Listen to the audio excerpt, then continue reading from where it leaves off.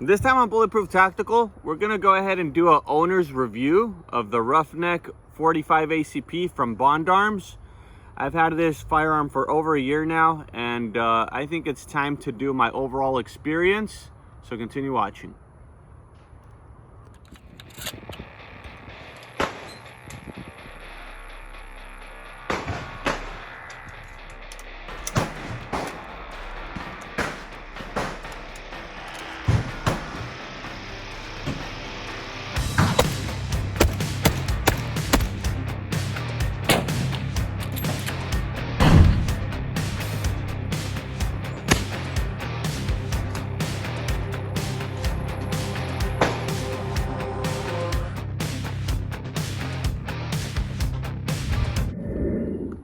All right, so let's go ahead and do a review of the Roughneck series. This is once again the Roughneck 45 ACP. Let me go ahead and show you guys the packaging. This is what you're gonna get if you purchase the Roughneck. Just a standard cardboard box. Here we have the firearm. Let's go ahead and do a safety check. Nothing there. Okay. You're gonna get a gun lock. Nothing interesting there. Trigger guard. We get a little manual or a booklet with their different products. Here you have basically everything they're offering, from a small barrel all the way up to their longest barrel, which they even sell a 45-70. That's pretty interesting. Cool thing about these little firearms is that the barrels are interchangeable. You just have this little screw right here. They send you the Allen wrench so you can go ahead and unscrew it and swap different barrels out. They have 9mm barrels, they have 357 barrels, 410, 45 long Colt, and that's pretty interesting. They sell you the barrel separately, so that's definitely a more affordable way to convert your firearm into a different caliber instead of having to buy a completely different Derringer. We also get our little gun manual, which shows you how to service it, how to operate it, all that interesting stuff. My receipt, and let's go ahead and talk a little bit more about the firearm. So once again, my initial and the main reason I purchased this firearm was because I wanted a backpacking gun, a camping gun, and this serves that purpose very good. Why? Because it's a really small package, and it's well constructed. It's all stainless steel. I didn't want anything, you know, that was maybe polymer that I would drop in a rock, you know, I would scrape it or scratch it. You know, maybe wooden grips, I would damage them if I was hiking and I was to drop this. But then again, the Roughneck series is really rough finish. It's a bead blasted finish. I've had it for over a year. I've had it in my sweaty pockets. You guys can see it's a little bit corroded. You can see little dots, you know, little markings right here.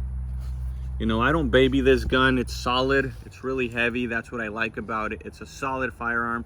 One thing to note is that the trigger guard does not seem to be stainless steel. So if you drop this with this weight, I've seen videos where people have cracked their trigger guard. So I've even seen videos of people just removing the trigger guard for the same reason. I haven't had that issue happen to me before. But then again, it's all stainless steel. The trigger guard, I don't know what type of metal they use there. The grips are just rubber, really sticky grips. And you get your safety mechanism here. Really simple. Basically, you just cock it back and you pull on the trigger. You have to cock it back with each shot. And so far, I want to be 100% honest. This is an owner's review. I've had this gun for over a year. I have to be dead honest with you guys. It's not accurate at all. I've took it down to the range. I've practiced plenty with this firearm due to the same reason. You know, I'm concealed carrying this. I want something that can defend my life. And to be quite honest with you, I can never get a good group. It's just 2 rounds and they're always off. The sight picture you guys can see is basically this really big front sight, and you have to line it up with that little line. So this is basically the sight picture right here. I mean, just with a little bit of movement, you're gonna place your shot somewhere else. So it's not accurate, and the recoil's pretty bad. You know, they don't recommend to shoot plus P out of this. Just with regular ball ammo, you get plenty of recoil due to the short barrel. So if you want something with less recoil, I would probably go with a Roughneck chambered in 9mm, or maybe get the 357 one and shoot maybe 38 special. But 45 ACP, it does give a pretty kick. It shoots a nice little fireball out of the barrel.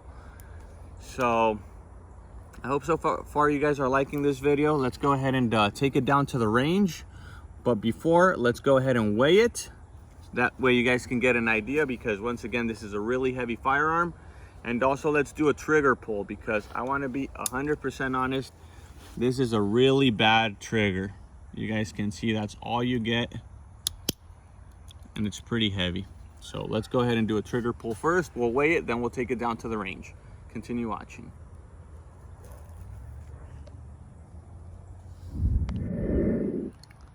All right, so before you guys get blown away with my super advanced trigger gauge, let me go ahead and tell you about the trigger guard itself. It looks pretty big, but when your finger is in there, you know how they usually say, keep your hands off the trigger. With this gun, well, yeah, the space is pretty tight. So let's get that out of the way. Let's go ahead and do a safety check. We're gonna have to dry fire it. We're gonna do an average of 3 trigger pulls.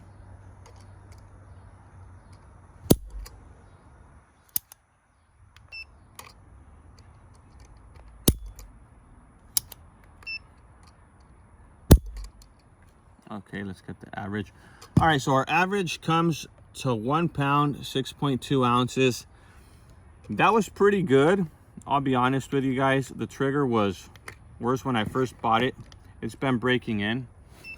So let's go ahead and also, quick thing I forgot to mention, the barrels are also rifled. I don't know if you guys can see it there, but for such a short barrel, Bond Arms still decided they want to rifle their barrels. So that's pretty handy, that's pretty neat. Anything helps. Now let's go ahead and proceed to weigh this firearm. It's pretty heavy. Let's go ahead and pull out our little scale. Okay, so let's go ahead and weigh the little firearm.